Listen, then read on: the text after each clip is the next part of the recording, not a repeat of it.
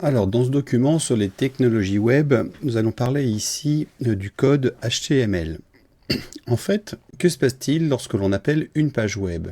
Si on regarde le diagramme de séquence ici, le client, c'est-à-dire le navigateur de l'utilisateur, va faire appel à un serveur web et il va faire une requête de type GET en précisant l'URL, c'est-à-dire l'adresse de la page qu'il veut appeler. Lorsque la page va revenir, à l'intérieur, elle contient des liens hypertextes, par exemple des liens vers des scripts JavaScript, qui seront donc demandés auprès du serveur. Les JavaScript vont revenir dans le navigateur. Et enfin, d'autres liens, par exemple des feuilles de style de type CSS, peuvent être appelées par le navigateur et elles reviennent. Lorsque tous les documents nécessaires au bon fonctionnement de la page sont rapatriés, à ce moment-là, la page s'affiche. Si on regarde ce que ça donne, prenons par exemple cette page. Je vais demander à observer ce qui se passe au niveau du réseau lorsque je charge cette page. Pour ça, j'appuie sur la touche F12 du navigateur. Et je vais recharger la page. Donc on choisit ici Network, ce qui permet d'observer les appels, les échanges qui se font au niveau du réseau. La page se charge. Alors on a ici la liste de tous les fichiers qui ont été rapatriés sur la page avec le temps qui a été nécessaire. Donc là on a par exemple le temps de la connexion initiale et puis en vert l'attente que toute la page soit chargée et puis l'attente ici en bleu du contenu. On voit par exemple, alors on peut filtrer les différents éléments qui ont été appelés par la page, on peut par exemple filtrer les JavaScript et on voit qu'il y a un certain nombre de scripts qui ont été chargés dans la page. On peut filtrer aussi les feuilles de style, on voit que toutes les feuilles de style qui ont été là, on peut filtrer les images et on peut voir par exemple les différentes images qui ont été chargées. Donc on voit qu'il y en a 1, 2, 3, 4, 5, 6, 7 images qui constituent cette page, et ainsi de suite. En fait, l'affichage réel de la page n'a lieu que lorsque tous ces éléments qui sont inscrits dans le code de la page sont rapatriés. C'est ce que nous allons voir maintenant. Alors, comment est construite une page web? Une page web, c'est le code HTML, ce qui signifie Hypertext Markup Language. Et en fait, ça veut dire quoi? Ça veut dire que c'est un langage de balisage. Chaque élément doit être compris dans une balise. Une balise commence par un crochet, elle possède un nom, et la fin de la balise, ça se fait avec un crochet et le slash, le nom de la balise qui a été appelé. Donc les liens hypertextes, ils peuvent être compris dans le contenu de la page directement, et c'est la page qui les appellera automatiquement. C'est ce qu'on a vu avec les scripts Java et puis les feuilles de style, mais ça peut être aussi des liens hypertextes pour que l'utilisateur puisse faire sa navigation correctement. Par exemple, dans la page que j'avais ici, on voit que des menus apparaissent et que si je clique sur un élément, eh bien par exemple, la page ici est rechargée, on voit que ça a changé d'adresse et que donc on a rechargé une nouvelle page web. Alors, si on regarde la structure d'une page web, on voit qu'il y a des imbrications. Si on regarde par exemple ici la balise HTML, elle commence ici et elle se ferme ici. Mais on voit qu'à l'intérieur, il y a une balise head qui s'ouvre et qui se ferme ici. Cette balise head contient elle-même une balise title qui se referme là. On regarde donc la manière dont le document est construit. On a des imbrications, un petit peu comme des blocs mis les uns dans les autres. Donc on voit que HTML contient une première imbrication de type head et une deuxième imbrication de type body. Body contient par exemple ici du texte, il contient un lien hypertexte, on voit qu'il y a une valise de type A ici, qui se referme là, et ainsi de suite. En fait, le document est structuré avec des éléments qui sont des conteneurs, chaque conteneur pouvant lui-même contenir d'autres conteneurs, et ainsi de suite. Alors, la structure minimum d'une page HTML, c'est la suivante. En HTML5, on commence toujours par cette balise ici, avec point d'exclamation doctype HTML. Et puis on va trouver la première balise, la balise de plus haut niveau, HTML qui va signifier au navigateur que il s'agit du code HTML qui va devoir décoder tel quel. Ensuite, au deuxième niveau, on va trouver la balise head et la balise body. La balise head, c'est l'entête.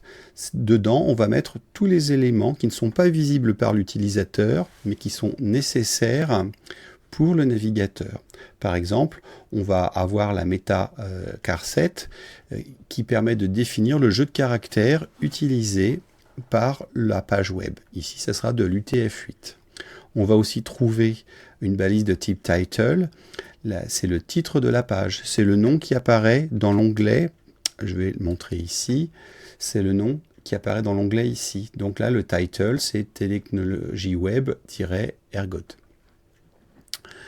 Si on revient ici, ensuite, on va trouver les différents scripts qui sont nécessaires à l'exécution de la page, des liens vers les feuilles de style, et voilà le minimum nécessaire dans l'entête. Et dans le body, c'est là que l'on va avoir le contenu de la page web. Alors, pour structurer le contenu de la page web, on va utiliser des balises de section.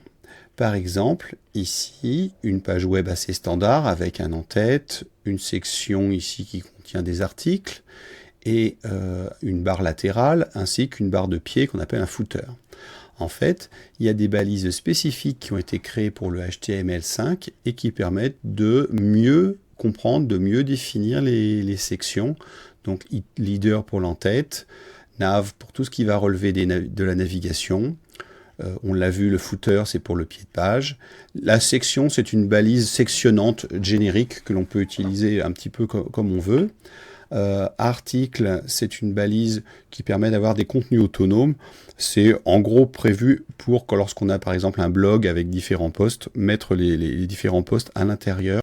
Et side, c'est plutôt réservé pour faire des barres latérales. Il y a deux grandes familles de balises. Il y a les balises de type inline et les balises de type block.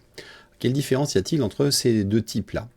Les balises inline, comme leur nom l'indique, ce sont des balises en ligne. C'est-à-dire que si j'insère, par exemple, un lien hypertexte, le lien hypertexte, le texte, ça sera source, et puis je vais marquer Wikipédia avec un lien hypertexte qui va derrière, ce qui se résume au code suivant. Source, deux points, la balise A vient se positionner ici.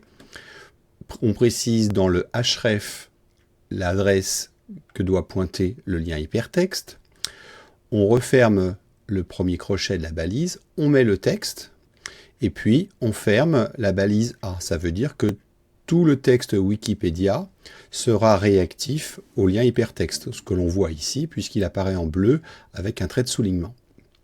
En fait, cette balise, elle est en ligne. Pourquoi? Parce que source et Wikipédia ne sont pas mis à la ligne ou ne sont pas séparés. Simplement, l'aspect de Wikipédia change puisqu'il devient un lien hypertexte. Et donc, le flux reste continu, c'est-à-dire qu'on continue à écrire le texte de la gauche vers la droite. Dans une balise de type bloc, on va en fait définir une section.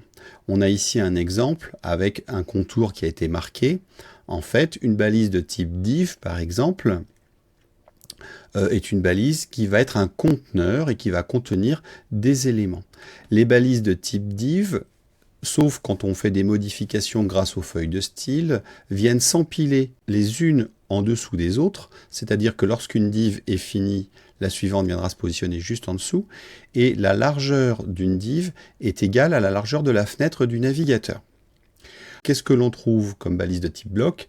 Il y a la balise div qui veut dire division, et qui était la première balise sectionnante qui existait dans le HTML. On a vu dans la diapo précédente que d'autres balises sectionnantes ont été rajoutées pour que ça soit un petit peu plus précis, avec les balises de type header, article, ce qu'on a vu précédemment. Les balises de type H, qui sont les balises de titrage, avec H1 qui présentera le titre le plus gros, et H6, alors H1, H2, H3, etc., jusqu'à H6, qui sera le titre de plus petite taille. Une autre balise de type bloc très connue, qui est la balise P, comme paragraphe. Par exemple, ici, le code que l'on voit ici, c'est un paragraphe. Donc on commence par P, on met le contenu du texte que l'on veut mettre dans ce paragraphe, et on finit par la balise /p. Ce qui veut dire que si le navigateur a cette largeur-là, eh bien le texte viendra se mettre à l'intérieur. Si je crée un autre paragraphe, le paragraphe viendra s'inscrire juste en dessous. Enfin, une autre balise de type bloc, qui est la balise forme, qui veut dire formulaire. La vidéo suivante va nous présenter justement comment positionner ces blocs grâce aux feuilles de style.